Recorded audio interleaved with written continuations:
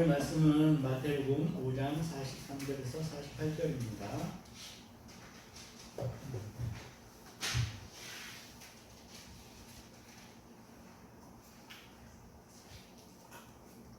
네, 다 찾으셨으면 한 목소리로 보시겠습니다. 시작. 또 내 이웃을 사랑하고 내 원수를 미워하라 하는 것을 너희가 아니었으나 나는 너희에게 이르노니 너희 원수를 사랑하며 너희를 박해하는 자를 위하여 기도하라. 이가 자식들 하늘에 계신 너희 아버지의 아들이 되리니 이는 하나님이 그 해를 악인과 선인에게 주시며 비를 의로운 자와 불의한 자에게 내려주시라. 너희가 너희를 사는 자를 사랑하면 무슨 상이 있으려 세리도 너희같이 아니하느냐.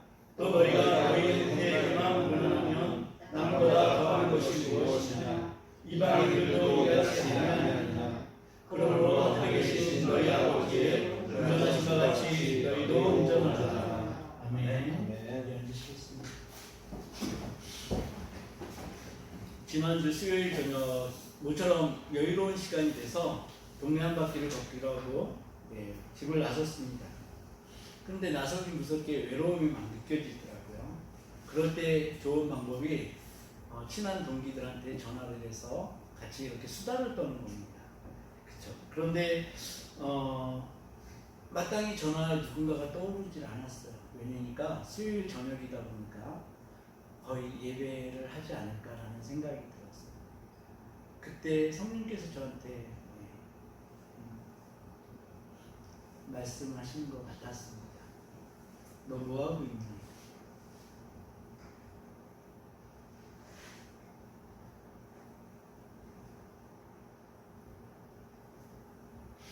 이게 코코시팅한 내용이 아닌데 왜 이러는지.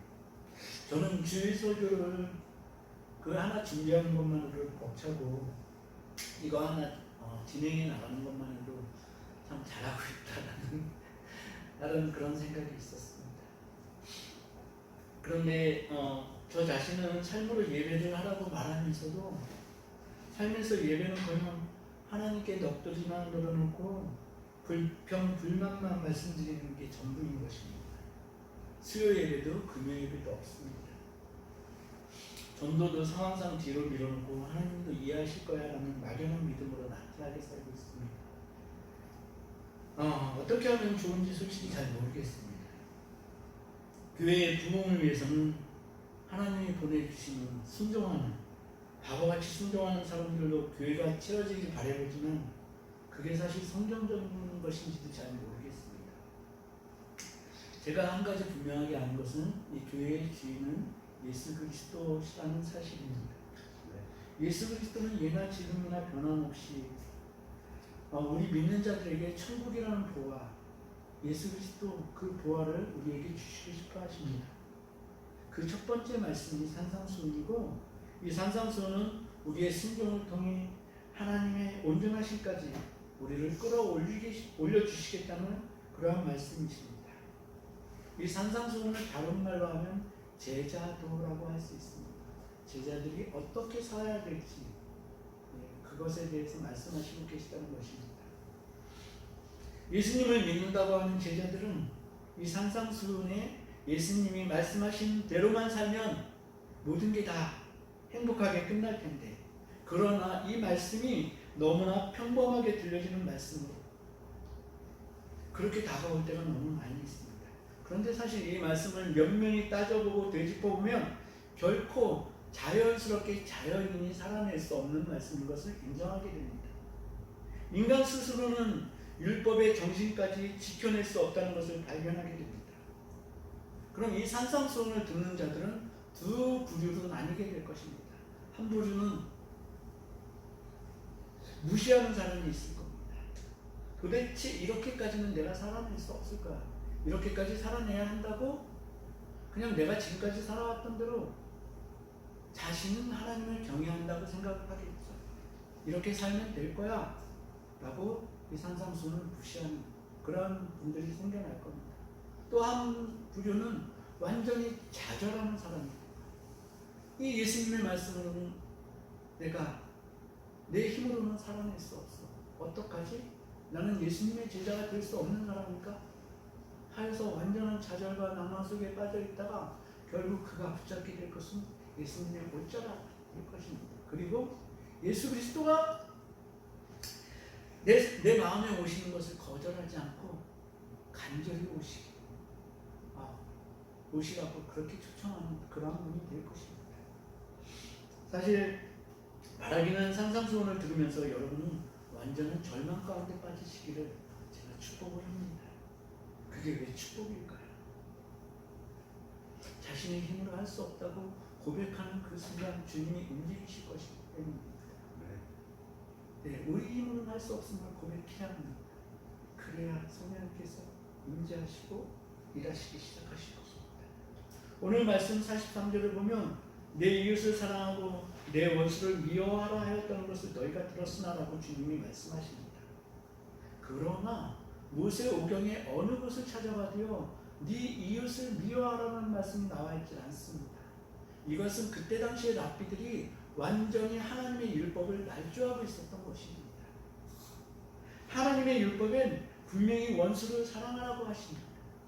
출애굽기 23장 4, 5절을 보니까요 오히려 원수를 도와주라고 합니다. 뭐라고 말씀하고 계십니까?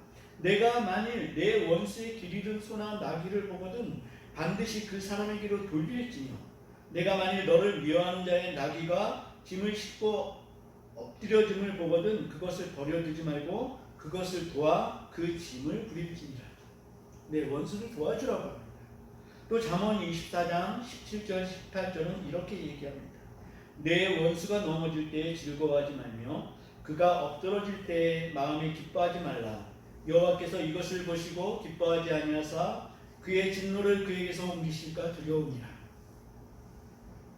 원수의 넘어짐을 기뻐하는 사람에게 하나님께서 그 진노를 원수의 넘어짐을 보고 기뻐하는 사람에게 옮기실까 두려워하라는 말씀입니다. 결국 하나님은 원수를 미워하지 말고 원수를 사랑하라고 말씀하신 것입니다. 그것을 랍비들은 사람의 입맛에 맞게 바꿔버렸습니다. 원수를 미워하는 게 쉽습니까? 원수를 사랑하는 게 쉽습니까? 네. 우리의 악한 본성, 거듭나지 못한 본성을 따른다면 원수를 미워하는 일은 당연한 일이고 당연히 원수의 넘어짐을 위해 기도하는 것은 하나님이 들으셔야 되고 받아들이셔야 하는 그러한 기도라고 그런 어처구니 없는 믿음을 갖게 될 것입니다. 반면 원수를 미워하지 않고 사랑할 수 있는 사람은 중생을 통해 예수 그리스도를 통해 거듭난 사람만 할 수 있는 거룩한 열매입니다. 성령의 열매가 사랑으로 대표되는 것입니다. 로마서 13장 10절은 이렇게 얘기합니다. 사랑은 이웃에게 악을 행하지 아니하나니 그러므로 사랑은 율법의 완성이니라. 아시듯이 요 며칠 사이에 많은 비가 내렸습니다. 이제는 정말 다 아시듯이 지구의 환경은 극단적으로 변하고 있는 것 같아요. 추우면 아주 춥고 더우면 아주 덥고 오죽하면 더위에 익어가지고 사람들이 죽을까요? 그리고 가뭄이 아주 극심하게 오는다든지 아니면 홍수가 나갔대 올해 같은 홍수가 없다라고 얘기를 할 정도로 이렇게 극심한 어떤 극단적으로 치닫고 있는 게 날씨인 것 같습니다. 최근에 발표된 그 서울대 지구과학 연구에서 발표된 것을 보니까 지구의 자전축이 심하게 기울어져 있다. 그 뉴스 보셨죠? 저는 지구의 종말이 오는 줄 알았습니다. 근데 다행히 그건 아니라 그럽니다. 근데 지구의 자전축이 원래는 23.5도 이렇게 비스듬히 누워 있는 게 맞대요. 그런데 얘가 이제 지구의 질량 변화, 그러니까 무게가 변함으로 인해 가지고 한쪽으로 1년에 10m나 이렇게 움직인다고 얘기를 하더라고요. 근데 이게 최근에 급격하게 기울어졌다는 얘기입니다. 몇 년도니까 1993년도부터 2010년까지 이거를 관측을 해봤는데요. 굉장히 많이 기울어진 이유가 지하수를 너무나 많이 뺏어 써가지고 그 지하수가 쓰여져서 바다로 흘러 들어가서 그 바다에 물이 너무 많아졌다. 그래서 해수면의 그 높이도 상승을 하고 그랬다는 얘기입니다. 얼마만큼의 지하수를 뺏어 썼냐니까요. 1993년부터 2010년까지 약 2조 1,500톤을 퍼올렸다고 합니다. 상상이 안 되죠. 이게 어느 정도의 양이니까 올림픽 그 수영장 있지 않습니까? 이 수영장을 몇 개를 채울 수 있으니까 8억 6천만 개를 채울 수 있는 물의 양이라는 얘기입니다. 네, 이 지하수가 끌어올려져가지고 제가 드리고 싶은 말씀은 무슨 얘기니까요? 사람들이 이렇게 지구에 어마어마한 일을 해나가고 있습니다. 그래서 사실 지구의 종말이 오면 예수 그리스도의 재림보다도요 지구의 종말이 먼저 있을 것 같아요. 이런 상황까지 이르렀습니다. 지구 온난화에 대한 지구 환경의 극단적 변화가 어제 오늘의 얘기는 아니고 이미 지구는 자기의 할 일을 하고 있다라고 보여집니다. 그럼에도 현재를 살아가는 많은 그리스도인들은 이를 심각하게 자각하지 못하고 있는 상황에 놓여 있습니다. 너무 안락하거든요. 한번 생각해 보십시오. 튀르키예 어딘지 아시죠? 옛날에 터키. IT의 지진이나 시리아의 내전, 그리고 아프리카의 극심한 그 기아, 그리고 가까운 나라 일본에서 계속 되어지는 지진, 이것들이 우리들에게 얼마만큼 영향을 미치고 있습니까? 사실 가까운 나라 일본에서 지진이 막 세게 일어나고 이러면은 아직도 우리 마음에는 조금은 그래도 좋아하는 마음이 남아있는 것 솔직히 느끼지 않습니다. 우크라이나 러시아 전쟁이 지금 1년이 넘었는데요. 정말 우리가 가슴 아프게 이 전쟁을 그쳐주십사 하나님 앞에 눈물로 호소한 적이 있었던가요?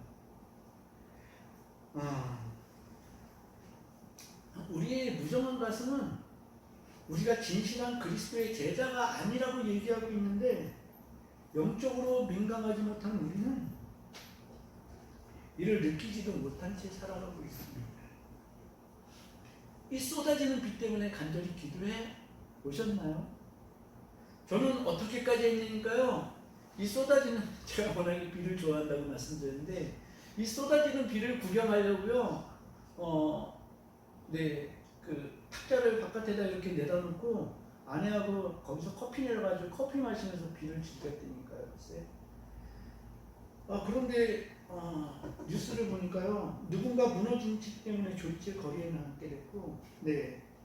또 산사태로 인해 목숨을 잃고 다리가 파괴되고 집들이 완전히 무너지고 산업적인 피해. 이런 아픔을 보면 우리가 정말 진실하게 기도했는지, 저도 그렇게 심각성을 인식하고 진지하게 기도에 임하지 않았거든요. 그러다가 목요일 날 저 혼자 그냥 교회를 와봤어요. 그런데 요 스피커 밑에 물이 보여있더라고요. 누가 물을 흘리고 닦지 않았나? 이렇게 생각을 하고 그냥 무심하게 지나갔습니다. 근데 그 다음날 우리 권사님께 카톡이 왔어요. 전도사님 여기 바닥에 물이 많이 고여있어요. 깜짝 놀랐죠. 작년에 공사했는데. 그래서 부랴부랴 또 와봤더니 정말 물이 많이 있더라고요. 천정을 안만 봐도요. 천정에 물 새는 흔적은 안 보이더라고요. 네. 한편으로는 안도했는데 물이 너무 많았어요. 그래서 그날 이제 공사하셨던 분들 오셔가지고 보니까 이 창틀에서 아마 흘러들었을 거다라고 결론을 내리고 날이 좀 좋아지면 와서 실리콘을 쏴주겠다라고 얘기를 하시고 마무리가 됐습니다. 제가 이 말씀을 왜 드리니까요. 홍수같이 억수로 쏟아지는 비가 나와 관계가 있어진 것은 내가 속한 교회에 물이 새니까 그때서야 관계가 있어지더라는 얘기입니다. 노아의 홍수가 완전히 지구를 뒤덮고 사람들의 생명, 주위에 있는 모든 것들을 다 죽이는 그러한 결과가 나왔어도요. 나와는 아무런 관계가 없더라고요. 왜냐하면 그 노아의 홍수로 내가 입은 피해는 하나도 없기 때문입니다. 그렇죠? 병원에 그렇게 많은 환자들이 막 정말 많습니다. 그런데 내가 아프지 않으니까요. 질병이 나와는 하등의 관계도 없어 보인다는 얘기입니다. 제가 평상시에 제 아내를 사랑하는지 어떻게 알 수 있었겠습니까? 네. 여러분들도 살아보시니까 아시잖아요. 오래 사신 분들은 느낌이 없어요. 안 그래요, 권사님? 네, 빨리 노연하기를 바라는 그런 상황이 될 수도 있어요. 그런데 아내가 쓰러지고 생사를 알 수 없는 상태가 되어서 보니까 제가 얼마나 아내를 사랑하는지 그때서야 알게 되겠죠. 우리가 평상시엔 우리 삶에 어디에 문제가 있는지 진단을 내리기가 쉽지 않습니다. 그나마 우리의 인체는 어디가 불편하면 병원에 가서 진단을 받고 발견해내기라도 하는데 우리의 믿음은 그렇지 않다는 게 문제가 있습니다. 주님은 산상수훈에서 하나님의 율법을 완전하게 지켜야 한다고 말씀하시면서 그게 하나님 사랑과 이웃 사랑이라고 말씀하십니다. 그럼 여러분에게는 사랑이 있습니까? 솔직히 말씀드리면요, 사랑이 없어도 여러분과 저는 그냥저냥 사실 수 있어요. 맞죠? 이 사랑 없어도 불편하지 않아요. 네. 적당히 양보할 줄 알면 그게 사랑하는 마음이라고 그렇게 오해하고 내가 잘 살고 있다고 착각을 받을 수가 있다는 얘기죠. 그러나 주님은 사랑이 없는 에베소 교회를 마지막 날에 책망하시고 계시다는 것을 아시면 좋겠습니다. 계시록 2장 1절에서 7절 말씀을 제가 읽겠습니다. 에베소 교회의 사자에게 편지하라. 오른손에 있는 7별을 붙잡고 7 금촛대 사이를 거니시는 이가 이르시되 내가 내 행위와 수고와 내 인내를 알고 또 악한 자들을 용납하지 아니한 것과 자칭 사도라 하되 아닌 자들을 시험하여 그의 거짓된 것을 내가 드러낸 것과 또 내가 참고 내 이름을 위하여 견디고 게으르지 아니한 것을 아노라. 그러나 너를 책망할 것이 있나니 너희 처음 사랑을 버렸느니라. 그러므로 어디서 떨어졌는지를 생각하고 회개하여 처음 행위를 가지라. 만일 그리하지 아니하고 회개하지 아니하면 내가 내게 가서 내 촛대를 그 자리에서 옮기리라. 오직 내게 이것이 있으니 내가 니골라 당의 행위를 미워하는도다. 나들 이것을 미워하노라. 귀 있는 자는 성령이 교회들에게 하시는 말씀을 들을지어다. 이기는 그에게는 내가 하나님의 낙원에 있는 생명나무의 열매를 주어 먹게 하리라. 성경을 보시게 되면은 사랑하라는 말로 온통 뒤덮여 있습니다. 그리고 우리는 그것을 너무나 잘 알고 있지만 알기만 잘 알고 있지 행동하지 않습니다. 처음 사랑을 행하라고 말씀하십니다. 그만큼 우리의 믿음은 심각한 미라의 상태까지 퇴보하고 있습니다. 주님은 이 산상수훈에서 내 아내를, 내 자녀를 아니면 내 부모를 사랑하라고 말씀하시지 않으셨습니다. 원수를 사랑하라, 이 말씀 자체에 모든 인류가 다 사랑의 대상으로 포함되어져 있기 때문입니다. 특별히 너를 박해하고 방해하는 자를 위해 기도해 주라는 말씀은 성령의 사랑으로 변하기 전에 결코 진심으로 이런 기도를 할 수 없음을 우리는 알아야 합니다. 네, 진심으로 기도할 수 없습니다. 원수를 위해 기도하실 수 있는 분들은 성삼위 하나님밖에는 없습니다. 우리가 그 형질로, 그 유전 형질로 완전히 변화하기 전엔 그것은 허투루 드려지는 것일 뿐이고 어쩌면은 그 기도가 하나님의 이름을 망령되이 일컫는 그런 자리에까지 나아갈 수도 있겠구나라는 생각을 하게 됩니다. 시편 139편 19절에서 22절의 말씀을 보면 다윗의 얘기가 나옵니다. 기도가 나옵니다. 자신의 삶이 하나님 안에 있음을 고백하며 주의 원수들을 자신이 미워하는 원수라고 얘기합니다. 제가 읽어볼게요. 하나님이여 주께서 반드시 악인을 죽이시리이다. 악인을 죽이시리이다. 피 흘리기를 즐기는 자들아 나를 떠날지어다. 그들이 주를 대하여 악하게 말하며 주의 원수들이 주의 이름으로 헛되이 맹세하나이다. 여호와여 내가 주를 미워하는 자들을 미워하지 아니하오며 주를 치러 일어나는 자들을 미워하지 아니하나이까. 내가 그들을 심히 미워하니 그들은 나의 원수들이니이다. 다윗은 원수를 미워한다고 얘기했습니다. 이 다윗의 말씀을 조금 보니까요, 다윗은 하나님을 반대하고 방해하는 공적인 원수의 세력이 있음을 피력하고 있습니다. 그들이 하나님을 미워하니까 자신이 그들을 미워한다라고 말하고 있습니다.